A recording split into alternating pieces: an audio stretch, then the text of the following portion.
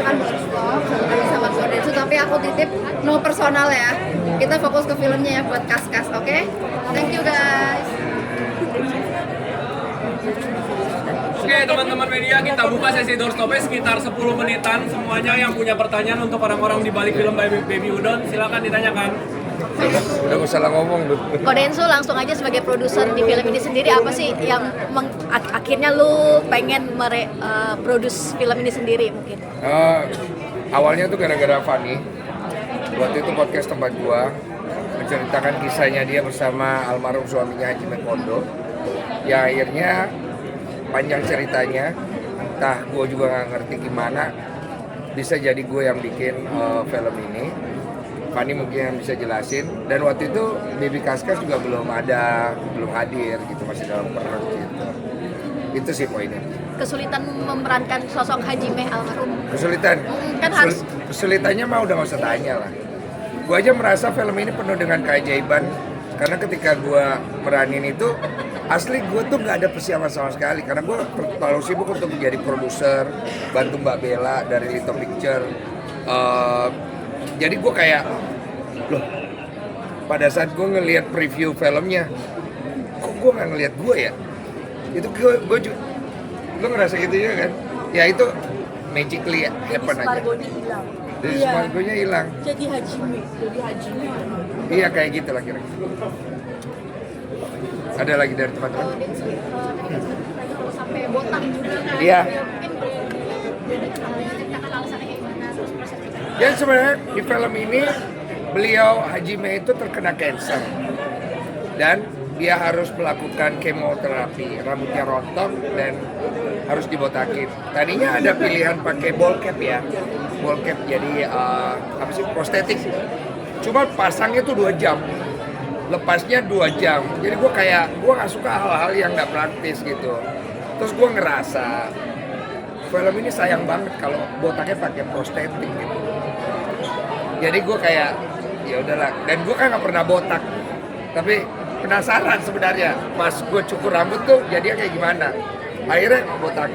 Pas gue lihat wah mirip Oki Rengga katanya. Iya. Kira-kira gitu. Jadi bikin masalah nggak sih, Tanya yang lain, suara gue habis. Bapak Ani sendiri sempat nggak percaya Kodensu yang memerankan Hajime sendiri gitu. Ya, pertamanya sebagai istri aku ngerasa kayak emang bisa ya, emang mirip ya gitu kan. Of course soal ragu gitu. Cuman waktu aku membersamai proses pembuatan film, wah aku ngerasa ini Hajime yang aku tahu. Aku ngerasa sebagai istri, wah ini feelnya suami gue banget gitu. Dan aku ngerasa kayak jiwanya suami itu ada di Densu. Jadi mungkin secara looks enggak, tapi secara emosional dia berhasil memberikan feel itu kepada film ini. Tapi pas momen apa sih pas lihat mirip? Pas ketika Hajime itu lagi lumpuh-lumpuhnya, terus nyusahin Fanny kan. Terus di situ, Mohon maaf, nyusahin ya. iya nyusahin, ngompol. Terus habis itu ketika dia lagi sakit mau sakaratul maut, ketika dia udah botak, apalagi di make upin yang pakai coklat-coklat itu kok. Terus aku ngeliat Fanny-nya juga kayak, wah ternyata Fanny sesedih itu ya. Ternyata, wah Kodensu juga berhasil sih. Apalagi pas botak mirip banget. Kok Oki Rengga? Botak. Kakek ada. Sharing. Sharing udah pasti gitu. Aku nanya-nanya selama kayak Kak Fani sama Hajime tuh waktu itu tuh seperti apa gitu. Terus kakaknya juga sebenarnya sedikit. Kok medok jadi medok ya say? Dulu tuh Fani tuh yang gerak-geras gitu. Fani yang Agresif. gitu kan. Kayak Fani mana, Fani apa gitu. Jadi aku bisa mendeliver itu juga kayak sisi kecemilannya, sisi belak-belakannya. Dan ada juga sisi tanggungnya juga udah berjuang dan kuat selama ini gitu. Jadi ngobrol banyak tentang personality Kak Fani dan real love story sama Hajime. Tapi sebenarnya Caitlyn tuh kita nggak sedih itu, tapi dia emang jago acting, bagus banget ya gue ya. Menurut gue Amin. tanpa menyampingkan semua filmnya Caitlyn, ini acting terbaiknya Caitlyn ada di film ini. Nanti kalian lihat. Gue feeling nominasi. Mbak Fani untuk naskah bersama Kakak Aurora, apa Mbak Fani juga kasih input supaya lebih mirip atau kayak yang Mbak Fani tadi tanpa banyak bercerita juga udah mirip?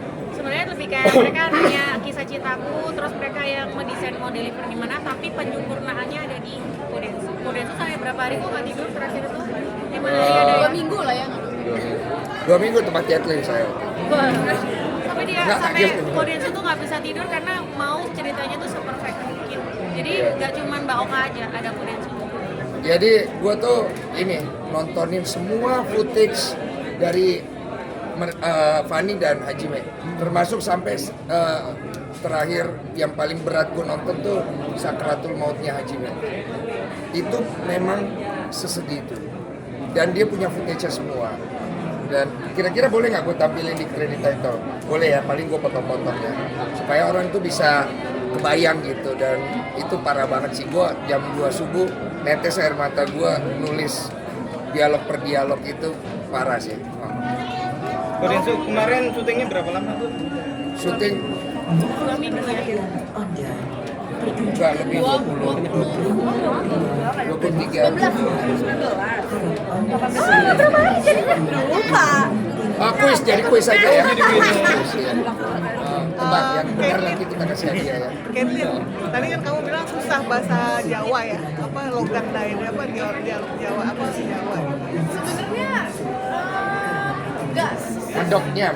mendoknya sih, nggak pasti mendoknya gitu loh, karena kakak ini nggak mendok banget, tapi dia udah mendoknya. Jadi kayak aku tuh nyocokin tuh bingung di pasnya tuh di mana gitu, dan saat-saat kapan mendoknya, saat-saat kapan benar-benar keluar bahasa Jawanya segala macam.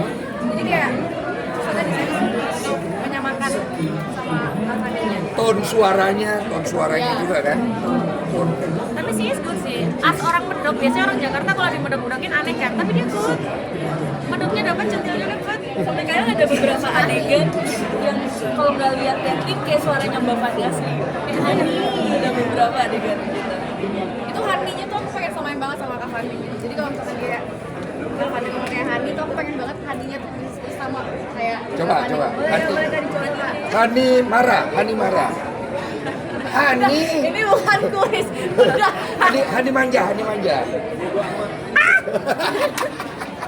Hani sedih.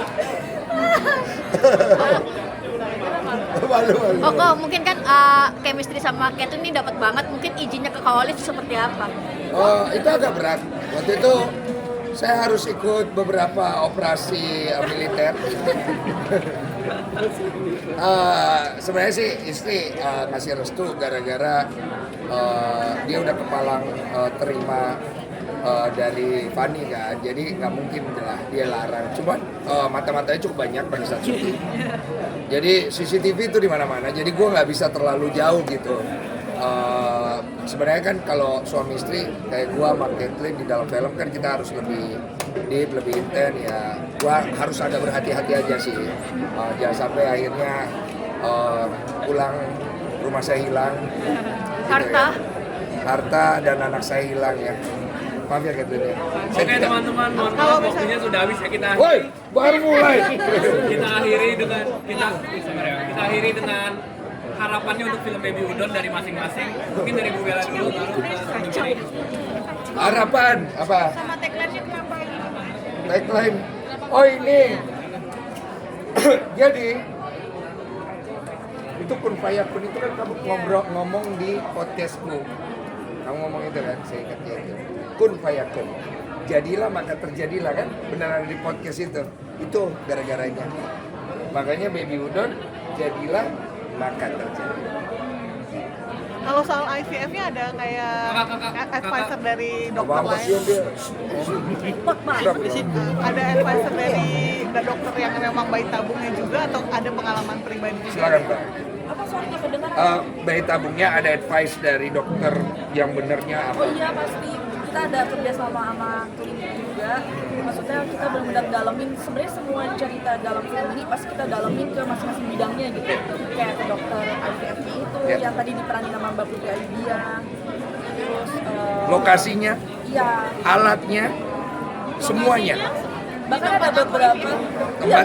benar fun fact salah satu Data-datanya sampai pengambilan sel telurnya itu Sama. Nanti kamu lihat di film tuh ada telur yang diambil, seperti apa bentuknya, nanti kamu akan lihat sendiri. Soalnya saya pengalaman di situ. Santai. Oke, teman-teman, terima kasih. Silakan. Bu Bella. Harapannya Bu Bella. Harapannya. Harapan untuk film ini yang pasti jadi kalau kata Mbak Fani jadi legacy untuk Baby Kaskas, dan semoga Mbak Fani dan almarhum ini berkenan film ini kita buat dengan sepenuh hati, dan semoga film yang kita buat dengan sepenuh hati ini bisa nyampai ke hati-hati penonton Indonesia. Amin. 3 September 2027. 26. Oke. Terima kasih Baby Udon. Foto-foto. Foto dulu teman-teman.